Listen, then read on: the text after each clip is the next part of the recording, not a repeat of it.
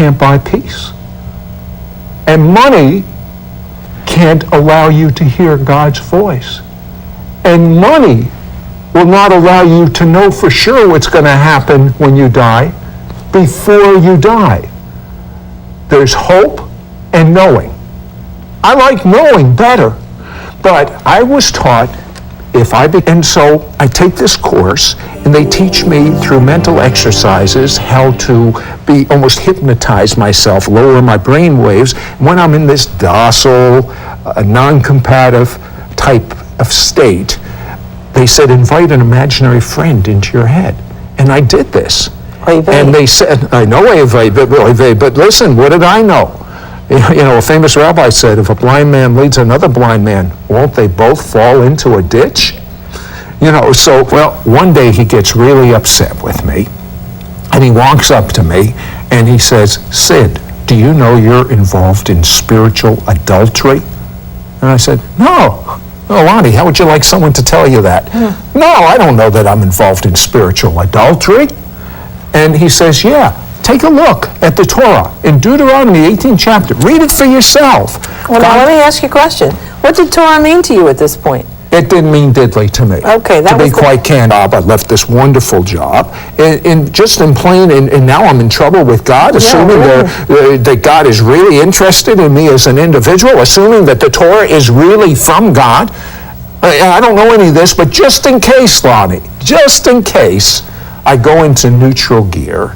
And I say, okay, I'm going to just read the Bible a little bit, find out more about my own Jewish scriptures. Who was God to you at this point? I knew. It was one of these things I knew. I knew that it was evil. I knew that the Torah was telling me the truth, that it was an abomination to be involved in the New Age. And let me tell you, last thing I was looking for is Jesus. Last. All I wanted to do was close this door that I'd opened in the new. That's all I wanted to do. I didn't know what to do. If I went to my parents, who would have given their life for me, they couldn't help me. They would have sent me to a psychiatrist. What could a psychiatrist do? I'm hearing voices, doctor. Wait. I didn't have anywhere to go. And so I called my wife. My wife, by the way, was raised Southern Baptist, became an agnostic in college with all the atheistic professors, and then converted to Orthodox Judaism when we got married. So as you might say, she was a Southern Baptist, agnostic, Orthodox Jew.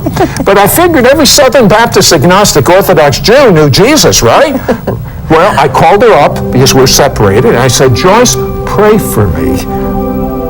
Things are bad. I wasn't even going to tell my parents what was going on. I wasn't going to tell my wife what was going on. For sure, I wasn't going to tell my rabbi what was going on. I had nowhere to go. And I went to bed on the worst night of my life. And remember the young boy I told you about that had these thoughts about death? And it was so awful to think about whatever is me not being here anymore. It was but life was too hard. I was one of these positive thinkers, Lonnie. I was one of these people that I could not relate to someone with a mental breakdown. I could not. They're weak people. I could do anything I could set my mind to. So I could accomplish it. Yeah, but every one of us is human. And back after this word. Don't go away. We'll be right back to It's Supernatural. We now return to It's Supernatural. Sid Roth here with Lonnie and Elaine, two Jewish people that are madly in love with Jesus, Yeshua, the Jewish Messiah. When I was talking about the peace that I experienced, you made an interesting observation, Lonnie. It's never circumstantial. The peace of God is unlike anything that you can It doesn't obtain. matter what's going on in your life. It really doesn't. And it's not being an ostrich either, because when you're in that peace of God, you're in God's presence. And when you're in God's presence, who can come against you? What can come against you? Nothing can come against you. And by the way, remember that young man that was so afraid of death? Let me tell you something. This life is a blink of the eye compared to eternity that has no end. But I'm experiencing a little bit of that eternity in this life. So I have no fear of death. And when you have no fear of death, you have no fear of anything. oh, I don't want to hurt. I would hurt just like anyone else, whether it's emotionally or whether it's physically. But I have such trust and faith in God. I'm never alone. For people who don't understand that, what does that mean?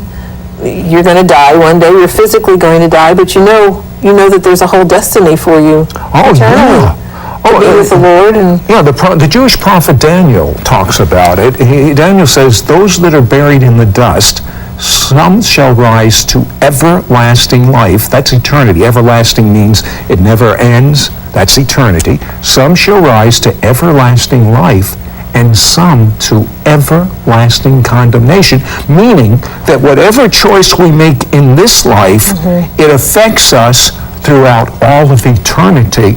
Well, as I said, my mom, she was proud of her son, but my dad, that was another story. I want to go to a clip right now of my difficult relationship with before I knew the Messiah, and even after. It was sort of like I betrayed everything he stood for, and he was ashamed that I was a believer in the Messiah. No apparent reason, Sid felt a tangible presence of God surround him.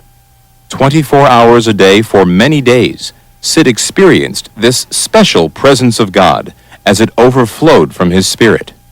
Then, I am so blessed. But you might say, that's good, Sid. But what about me?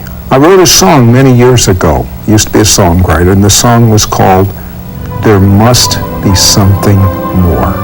And I remember the words. The words went like this: because I work, eat, sleep, and that's the way it goes.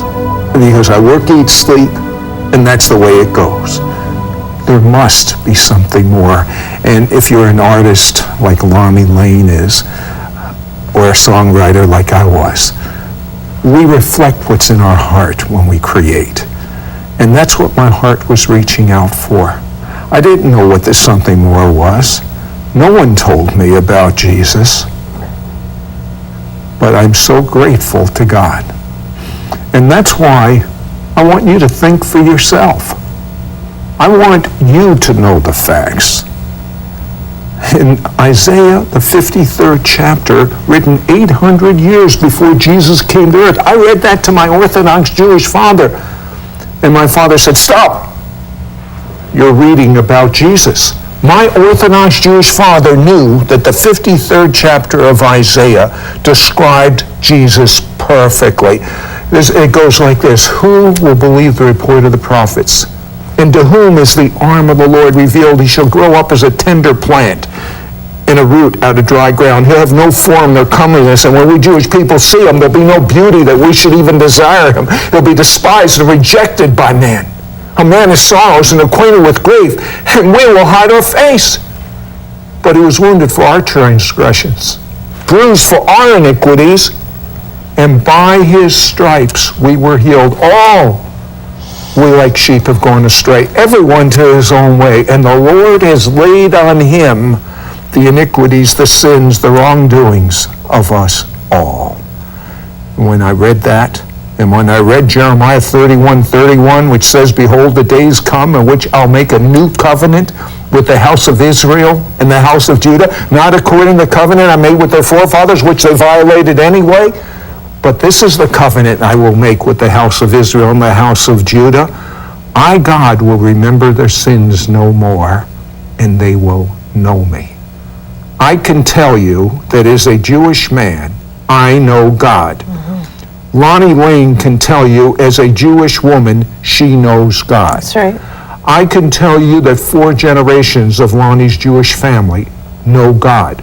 I can tell you every member, my Jewish mother, my Jewish father, my Jewish sister, my Jewish brother-in-law, my Jewish wife, my Jewish daughter, every member of my immediate Jewish family knows that Jesus is the Messiah and knows God.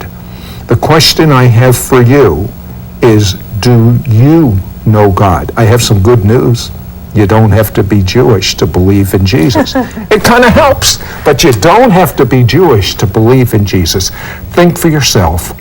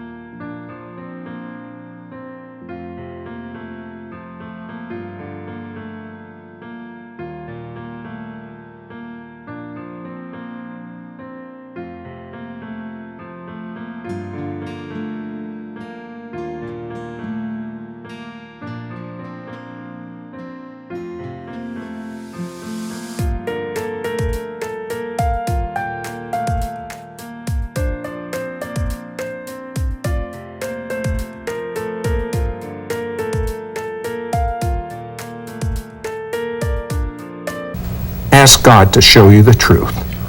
Ask the question. Ask God the question. Don't ask me the